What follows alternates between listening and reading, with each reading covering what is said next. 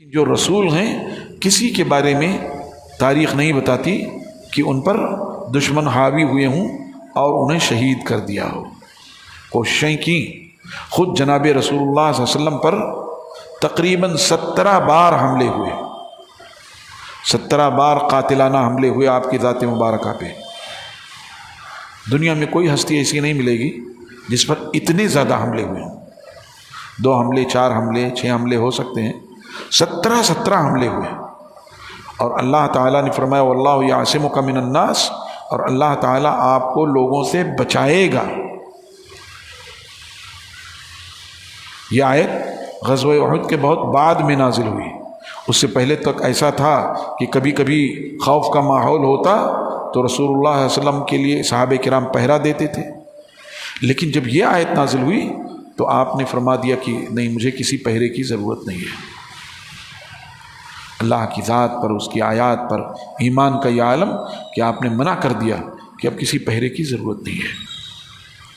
اس میں 9 حملے تو قریش نے کیے مختلف مواقع پر، تفصیل بتائی جائے تو کئی درس جائے، اور 3 حملے یہودیوں نے کیے، اور اسی طرح سے 3 حملے جو ہے منافقین نے کیے، اور 1 حملہ یا 3 حملے جو ہے یہ بدوی قبائل نے کیے، اور 1 حملہ منافقین نے کیا، اور 1 حملہ خسرو پرویز نے کروایا۔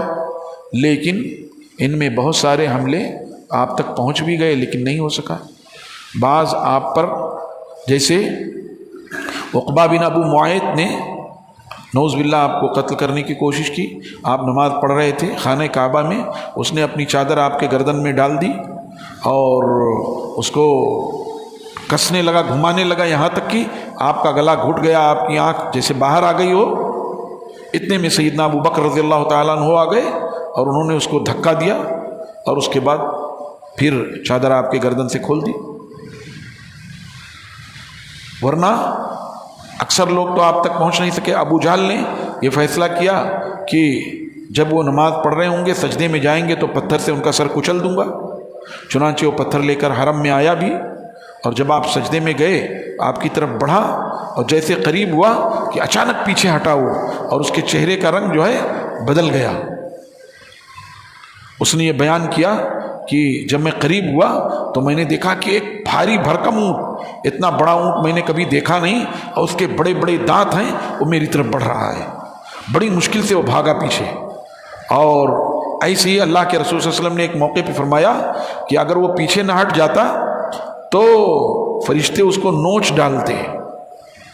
مختلف موقعوں پہ آپ پر حملے ہوئے، لیکن اللہ تعالیٰ نے آپ کی حفاظت فرمائی۔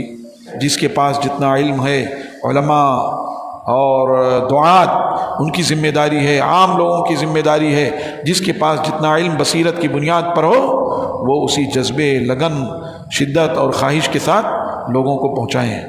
آج بھی اگر امت محمد صلی اللہ علیہ وسلم غیر مسلموں میں دعوت کا کام شروع کرے، حکمت کے ساتھ، دانائی کے ساتھ، بھلائی کے ساتھ، اپنے عمل کے ذریعے، اپنے قول کے ذریعے، آج بھی اگر دعوت کا کام شروع کرے تو آج بھی زمین زرخیز ہے۔